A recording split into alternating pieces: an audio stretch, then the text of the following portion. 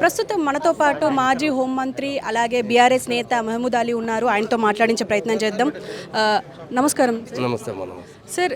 अब बोलिए आज का मीटिंग के मकसद क्या है? आज का मीटिंग जो है एक जनरल मीटिंग है। पार्टी के लीडर्स में अवेयरनेस बिल्टअप करने की मीटिंग है और आने वाले वक्त में जोबलीस में हमारे जो एमएलए साहब थे, गोपीनाथ साहब बहुत ख़ास लीडर थे, बहुत अच्छा काम करते थे, हमारे सिटी के प्रेसिडेंट भी थे। आज उनके ध्यान पर हम लोग 2 मिनट की खामोशी भी मनाएं और आवाम में हमारे कार्यकर्ता में अवेयरनेस बिल्टअप किए कि आने वाले टाइम पर जोबलीस में इलेक्शन होगा, आप लोग एक्टिव हो जाइए, अच्छी तरह से काम कीजिए। और कांग्रेस ने जो वायदे किए वो अमल नहीं कर रही है। और कांग्रेस का एक वायदा नहीं था, कई वायदे थे, कई प्रोमिसेस थे, कई गारंटीज भी थे। ना कोई गारंटी पूरा हो रहा है, ना कोई प्रॉमिसों का पूरा हो रहा है। आवाम में बड़ी बेचैनी पाई जाती है कि पब्लिक में थोड़ा अवेयरनेस बिल्टअप करने के लिए हैदराबाद, ग्रेटर हैदराबाद की आज मीटिंग बुलाई गई थी। हरीश राव साहब हमारे चीफ गेस्ट रहे, मुखातिब पर सबको बताएं कि हम अच्छे से फिर से एक्टिव होना चाहिए। आज शहर में जहाँ पर भी आप जाएंगे, किसी से आप बात करेंगे तो सिर्फ वो केसीआर साहब को याद कर रहा है, बीआरएस पार्टी को याद कर रहा है कि उनके दौरे हुकूमत में पावर मिला हमें, पानी मिला हमें, अमन मिला हमें और अच्छे अच्छे स्कीम लाते हुए केसीआर साहब ने इलेक्शन में कभी कोई वायदा नहीं किया। किसी इलेक्शन में नहीं कहा कि मैं शादी मुबारक लाऊंगा, किसी इलेक्शन में नहीं कहा कि मैं इमाम और मौजन को हदिया दूंगा, किसी इलेक्शन में नहीं कहा कि ओवरसीज स्कॉलरशिप दूंगा, किसी इलेक्शन में नहीं कहा कि रेजिडेंशियल स्कूल खोलूँगा। हिंदुस्तान वाहिद लीडर केसीआर साहब है जो मुसलमानों को अच्छी तालीम देकर उनके पाँव पे ठहराने वाले हैं। आप देखिए 1-2 साल काम नहीं किए। हमारी स्टेट में 48 साल कांग्रेस ने हुकूमत की, 17 साल तेलुगु देशम ने हुकूमत की, दोनों मिलाकर 65 साल हुकूमत की है। टोटल हमारे स्टेट के अंदर 10 रेजिडेंशियल स्कूल थे जिसमें तकरीबन 1500-1600 बच्चे पढ़ते थे। केसीआर साहब ने 2 साल के अंदर 204 रेजिडेंशियल स्कूल खोले जिसमें 1,40,000 तक करीब तक लड़के और लड़कियां तालीम हासिल कर रहे हैं।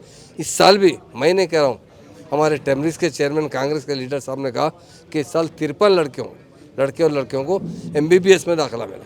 टेमरिस के बच्चे किसके? वो गरीब के बच्चे, पंचर बनाने वाले के बच्चे, रक्षा चलाने वाले के बच्चे, मजदूरी करने वाले के बच्चे। वो बच्चों को अगर MBBS में दाखिला मिल रहा, फ्री सीट में दाखिला मिल रहा तो हमारे लिए खुशी की बात है। ये ईजाद करने वाले केसीआर साहब है, इसलिए लोग आज याद कर रहे हैं केसीआर साहब। केसीआर साहब को ऐसा देख रहे हैं क्योंकि पिछले मुसीबतें उठाए थे, पर 10 साल में जो राहत मिली थी 9.5 साल में, फिर अब मुसीबतों में आ चुके हैं हम। अब राहत नहीं है हमें, हम राहत की तलाश कर रहे हैं। तो आवाम यही चाह रही है कि फिर से बीआरएस पार्टी पावर में आए।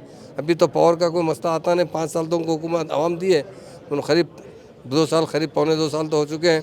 पर अब आने वाला इलेक्शन जो है जुबली हिल का इलेक्शन है, गोपीनाथ साहब हमारे MLA थे, उनका देहांत हो गया है।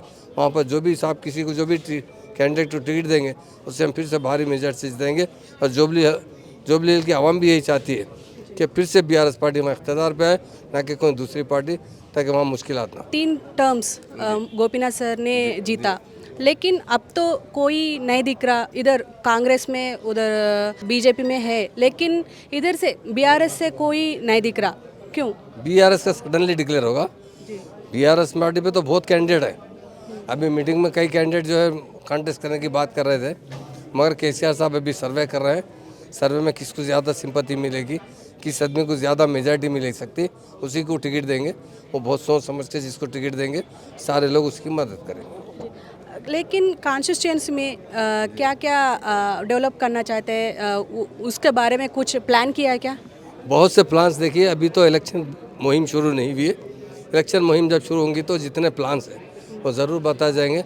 अभी एक मेमोरेंडम आया था कब्रस्तान के लिए, ज़रूर उसे पूरा किया जाएगा। जब जो आवाम के डिमांड्स है वो सर्वे करने के बाद, वो डिमांड के बारे में हम भी ऐलान करेंगे कि ये काम करना था जो गोपीनाथ साहब नहीं कर सके। हम इंशाल्लाह हमारा MLA जो भी जीतेगा वो ज़रूर वो काम करेगा। इलेक्शन के बारे में क्या प्लान किए, कुछ बोले क्या? देखिए, इलेक्शन के बारे में तो हर पार्टी प्लान करती है, हमारी पार्टी भी प्लान कर रही है, इंचार्जेस डाल रही है। हमारी पार्टी के MLA MLC से उन लोगों को हर काम डिवीज़न में इंचार्ज डाल रहे हैं। उसके साथ जो भी बूथ कमेटियाँ वो डालेंगे। इंशाल्लाह जिस तरीके से इलेक्शन लड़ा जाता है उसी तरीके से ज़रूर लड़ा जाएगा। प्रेस क्लब में हुआ सवाल के बारे में क्या बोल सकते हैं? ये सब बेकार बातें हैं, ये पॉलिटिक्स के अंदर चलते रहता है। पॉलिटिक्स के अंदर जो अपोजिशन रहता है, रूलिंग पार्टी के अंदर तो ख़त्म तक झगड़ा चलते रहता है। ये तो इंडिया की डेमोक्रेसी है। आप अच्छा करो तो भी बुरा दिखता, बुरा तो बुरा ही होता। तो जो अच्छा करो बुरा करो, हर एक आदमी क्रिटिसाइज करते रहता, ये पार्टी जाती वो पार्टी आती। ये डेमोक्रेसी, ये किंगडम तो है नहीं यहाँ पर। डेफिनेट बुलाया गया था, ये तो प्रोसेस है, चलते रहता। फिर उन्होंने कुछ बुलाते, इन्होंने कुछ बुलाते, उन्होंने कुछ बुलाते, मगर एक दूसरे को हम तनकीद नहीं करना चाहिए। डेवलपमेंट के ऊपर काम करना चाहिए। लेकिन केसीआर को बुलाया था, केटीआर को नहीं बुलाया, क्यों आया? लेकिन पार्टी के बड़े वाले कौन है? केसीआर। केसीआर तो नहीं आया, क्यों आते हम लोग बोल के कल हुआ था। इसके बारे में क्या बोल बात सकते बताता हूँ, केसीआर साहब जो एक महान और महात्मा लीडर है, आप सर्वे करा लीजिए, ये तेलंगाना स्टेट जो है बड़ी मुश्किल से बना है। 69 के मूवमेंट के अंदर 400 बच्चे पुलिस की फायरिंग में ख़त्म हो गए थे और मूवमेंट दब गया था। जब 2001 में केसीआर साहब मूवमेंट शुरू किया, लोग कहे कि अरे केसीआर साहब दीवाने हो गए, कहाँ का तेलंगाना आता, वो तो ख़त्म हो गया, अब तो पूरा आंध्रा डोमिनेशन आ चुका है, अब कैसा बन सकता। मगर केसीआर साहब एक महात्मा लीडर है। जिस तरह हमें गांधी जी को याद करते हैं ना, उस तरह केसीआर साहब भी एक महात्मा लीडर है। 9.5 साल में उन्होंने पावर में बहुत डेवलपमेंट लाया। मैं दो ही बात बता देता हूँ आपको जानना। तेलंगाना बनने से पहले देखिए, यहाँ पर कांग्रेस की हुकूमत की, हम पावर जो है 3 दिन बंद रखते थे, इंडस्ट्रीज़ को बंद रखते थे।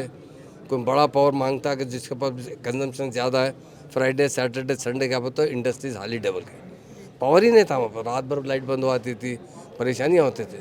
उसी तरह पीने का पानी भी नहीं था। पावर को सवर साहब सरप्लस पावर लेके आप जितना पावर बोले उतना सप्लाई करें, और पानी पीने का लिए घर घर तक पानी पहुंचाने वाला लीडर है तो केसीआर साहब। जहाँ पर 50 साल आदमी रहते तांडे के अंदर, उनको भी और कितने में दे गया पावर? 1 रुपया रसीद, 1 रुपये की रसीद लेके जो है पानी देने गया, जिसके लिए जिसमें लाखों रुपए भी खर्चा हुए तो वहाँ पैसे नहीं दिए गए। पानी बहुत अहम चीज़ है, पावर बहुत अहम चीज़ है। और थर्ड चीज़ बताऊँ आपको, पीस लाने में भी इंडिया में कोई पीस लीडर है तो वो केसीआर साहब। हमारा 9.5 साल का जो हमारा ड्यूरेशन रहा पावर में, आप देखिए एक भी दंगा फिसाद हुआ के देखिए। हिंदू मुस्लिम गंगा जमुना तहजीब बोले तो वो तेलंगाना में थी। मोहब्बत भाईचारगी तेलंगाना के अंदर थी। लोगों में मेल जोल मिलाप तेलंगाना के अंदर था। अमन तेलंगाना के अंदर था। वो लाने वाले केसीआर साहब। केसीआर साहब के वैसे लीडर, महात्मा लीडर दुनिया में कम पैदा होते हैं। तो मैं रेवंत रेड्डी साहब से बोलता हूँ, आप यंग बच्चे हैं, अभी अभी आप जो भी पॉलिटिक्स में तो पहले से है, अभी अभी चीफ मिनिस्टर बने हैं, मगर आप एक बड़े लीडर को बार बार चैलेंज करना या बोलना एक जेबा नहीं देता। आप अपने लैंग्वेज पे कंट्रोल कीजिए। और हर गवर्नमेंट आती जाती है, आपकी गवर्नमेंट भी आ जाए कल जाएंगी दूसरी, किसी की ज़्यादा तो नहीं है। हर जगह देखिए, आप आंध्रा में देखिए, चंद्रबाबू नायडू को दुनिया का जगन साहब बोले, अब पावर में चंद्रबाबू नायडू आ गए। अब रेवंत रेड्डी साहब केसीआर साहब को दुनिया का बोल रहे हैं, फिर कल केसीआर साहब पावर में आ सकते। तो ये चीज़ों में एहतियात करना चाहिए।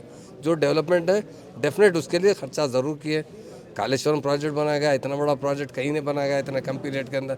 घर घर तक उसकी वजह से पानी प्रोवाइड किया गया, लोगों में अमन दिया गया, बच्चों के लिए तालीम को, रेजिडेंसी को, एक दो नहीं 1000 से ज़्यादा SC ST BC, खासतौर से ब्राह्मणों के लिए भी रेजिडेंसी को ले गए कि गरीब ब्राह्मण होता बोल। लेकिन असेंबली को केसीआर नहीं आ रहा, क्यों नहीं आ रहा? इसलिए हम चैलेंज कर रहे, आके हमसे पंगा लो बोल के ऐसा बातें कर रहे। कैसा है? केसीआर, एक ही बात बताता हूँ, असेंबली के अंदर केसीआर के लेवल के कोई भी नहीं है, इसलिए केटीआर इस चीज़ का जवाब दे रहे। केटीआर और हरीश राव भी बहुत डायनेमिक लीडर है हमारे पास। ये दोनों मिलकर असेंबली के अंदर पूरी नुमाइंदगी कर रहे हैं। केसीआर की ज़रूरत नहीं है। केसीआर की ज़रूरत जब होगी वो ज़रूर आएंगे और बराबर अपना स्टैंड पेश करेंगे। केसीआर छोटे लीडर नहीं है। हिंदुस्तान में 28 स्टेट है, 29 स्टेट है, यहाँ पर कई 29 चीफ मिनिस्टर रहते, मगर किसी के पास मुद्दा नहीं है। मैं एक ही बात बोलता हूँ आपसे, हर कोई पॉलिटिकल पार्टी बनाते पावर के लिए। NT रामाराव तेलुगु देशम बनाए थे, 9 मंथ्स में वो लोग पावर में आ गए थे, कांग्रेस से जो बेजार। केसीआर साहब तेलंगाना के लिए मूवमेंट चलाए, 14 साल मूवमेंट चलाए। आखिर क्या करे, 2009 में मरण पर बैठे। गांधी जी भी मरण पर बैठते थे अंग्रेज़ों को हटाने के लिए। 1 दिन 2 दिन नहीं, 9 दिन 11 दिन। जब 10 दिन के बाद केसीआर साहब की तबीयत बहुत ख़राब हो गई थी, डॉक्टर कह रहे थे कि किडनी फेल हो सकते हैं, इनको ब्रेन हेमरेज हो सकता है, इन्हों पूरा कोलैप्स हो जाते। तो जाके केसीआर साहब से रिक्वेस्ट करे। केसीआर साहब क्या बोले, तेलंगाना का ऐलान हुआ तो मैं व्रत करूँगा, नहीं तो मर जाऊँगा। मगर हमको ऊपर वाले की मेहरबानी थी, उसको चिदम्बरम साहब दिल्ली से ऐलान करे Telangana process will be start, तो जब जाके केसीआर साहब व्रत तोड़े।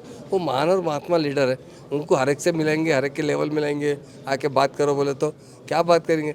आज हमने बने बड़े बड़े फिल्म एक्टर्स अदर स्टेट के आगे हमारी सिटी देख के बोले ये तो अमेरिका से आगे बढ़ रही है बोले। तो ऐसा बहुत डेवलपमेंट है। आज लोग बोल रहे हैं दुबई से भी हमारे पास हाई रेज बिल्डिंग अच्छे बन रहे हैं, लोगों को फैसिलिटीज़ मिल रहे हैं। ये सब केसीआर साहब ही कह रहे थे। बहुत महान और महात्मा लीडर है। जहाँ पर हर एक चाहता आप बुलाओ तो थोड़ा ही जाएंगे। आप पूछना है तो पूछिए, ज़रूर एक दिन आएंगे। और असेंबली में जब भी आएंगे तो फिर वो चीफ मिनिस्टर की सीट पर रहेंगे इंशाल्लाह। Thank you శుక్రియా. సో చూశారు కదా, మొత్తానికి అంటే జూబ్లీ హిల్స్ కాన్స్టిట్యుయెన్సీకి సంబంధించి అంటే ఆ నియోజకవర్గంలో ఇప్పుడు ప్రస్తుతం ఉన్న ఎమ్మెల్యే ఆయన లేరు కాబట్టి నెక్స్ట్ వచ్చే ఎమ్మెల్యే కోసం ఇప్పుడు బై ఎలక్షన్స్ నడవబోతున్నాయి. ఆ బై ఎలక్షన్స్కి సంబంధించి ఇవాళ మీటింగ్ నడిచింది. అయితే మైనార్టీని అందరిని ఇక్కడికి గ్యాదర్ చేసి వాళ్ళకి ఇన్స్ట్రక్షన్స్ ఇవ్వడమే కాదు, అక్కడ కార్యకర్తలకి అలాగే అక్కడ ఒక లీడర్స్ని ఉంచి అక్కడ మొత్తానికి వాలంటీర్స్ని ఉంచేసి అక్కడ వర్క్ చేయించుకునే పరిస్థితి అయితే ఏర్పడింది. అయితే ఇక్కడ మొత్తానికి అంటే ఒక ప్లాన్ అయితే ఉంది. హరీష్ రావు నేతృత్వంలో ఇదంతా జరగబోతోంది అని అంటున్నారు.